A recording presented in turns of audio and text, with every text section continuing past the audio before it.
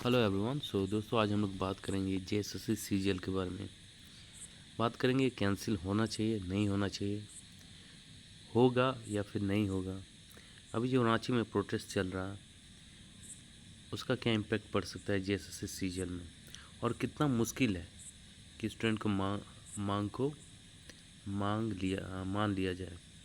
तो देखिए यहाँ पे सबसे बड़ी बात है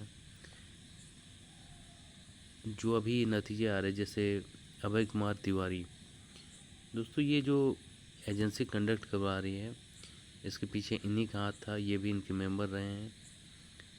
अब बात करते हैं, देखिए जिस कंपनी का आप समझ सकते हो किस स्तर का धांधली हुआ है।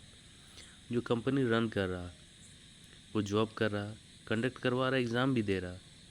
इसमें कॉन्फ्लिक्ट ऑफ इंटरेस्ट कुछ नहीं है।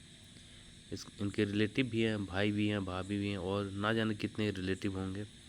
अभी जो पता चल रहा है वही हम लोग देख रहे हैं। तो झारखंड गवर्नमेंट ये कह सकती है कि हाँ मैंने पूरा इंटरनेट को बैन कर दिया। अगर आप बैन कर दिए तो ये रैंक 2 जेएसएससी सीजीएल में अभय कुमार तिवारी कैसे आ गए। आप इंटरनेट बैन करवा सकते हो,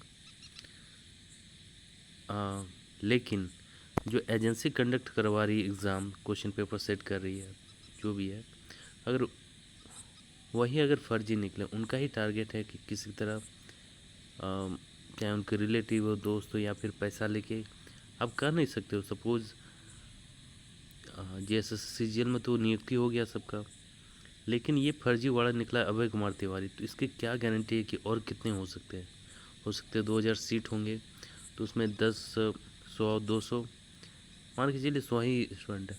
मान के चलिए मैं मान लेता हूँ 10 ही पैसा दे के या फर्जीवाड़ा से, लेकिन जो 10 जो काबिल स्टूडेंट होंगे, जो मेहनत किए होंगे, उसके साथ ये नाइंसाफ़ी हो जाएगी। तो अगर कैंसिल होना चाहिए तो उसके लिए होना चाहिए जो वो 10 गरीब बच्चे हैं, मेहनत बच्चे हैं, जिनके पास ना पैसा है, ना सोर्स है, ना पैरवी है।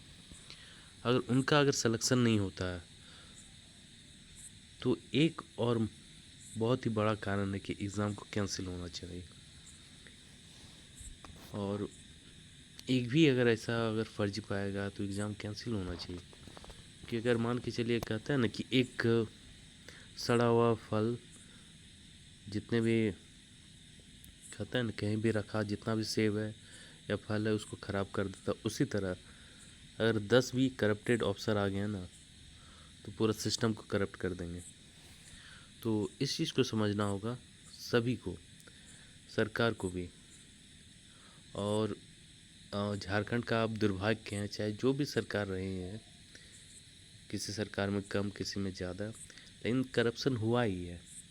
चाहे आप जेपीएससी 1, 2 ले लो, तो ऐसा नहीं होना चाहिए। दोस्तों अगर एक गरीब बच्चा है, उसके पास कुछ नहीं रहता, उम्मीद रहता, मेहनत रहता कि वो पढ़ के ही अपने जीवन को कुछ हासिल करके जीवन को अपना चेंज कर सकता है, आने वाली पीढ़ी को चेंज कर सकता है, लेकिन अगर आप उस एग्ज़ाम को ही हैक कर लोगे तो ये बहुत ही गलत सिस्टम है। देखिए झारखंड में मैं बोलूँगा, आप कॉल से पैसा कमाओ ना। जो भी पॉलिटिकल पार्टियाँ आती, कोई भी पार्टी हो, पैसा कमाना ही मकसद रहता है। तो आप इलीगल माइनिंग करा ही रहे हो, चाहे कोल का हो, बालू का हो, आप उस पर पैसा कमाओ। एटलीस्ट स्टूडेंट के साथ धोखा मत करो। एग्ज़ाम जैसे संस्था को आप ट्रांसपेरेंसी के साथ एग्ज़ाम कंडक्ट करवाओ। जो भी है, हेमंत सरकार हो, बीजेपी आने वाले टाइम में बीजेपी हो, सबसे यही रिक्वेस्ट है। और देखिए, और मेरा तो मांग है कि, और जितने भी स्टूडेंट देख रहे हैं ये वीडियो, आप रांची में ज़रूर पहुँचे, क्योंकि आज आपने अगर नहीं लड़ा तो बस एग्ज़ाम आप देते रह जाओगे, पढ़ते रह जाओगे, अपने लाइफ को चेंज नहीं कर पाओगे। तो मैं आपसे कहूँगा रांची पहुँचे, सहयोग करें। और बहुत ऐसे स्टूडेंट हैं वो चाहते हैं कि मैं क्यों जिम्मेदारी लूँ। तो दोस्तों आप खुद सेलेक्ट नहीं हुए तो सोच लो, जब भी टाइम मिले, कहीं भी बिजी हो, एक दिन ही सही आप जाएं, प्रोटेस्ट में जाएं। दूसरे के भरोसे नहीं होता, आपको भी अपनी जिम्मेदारी लेनी होगी। So thank you friend for watching the video. Thank you.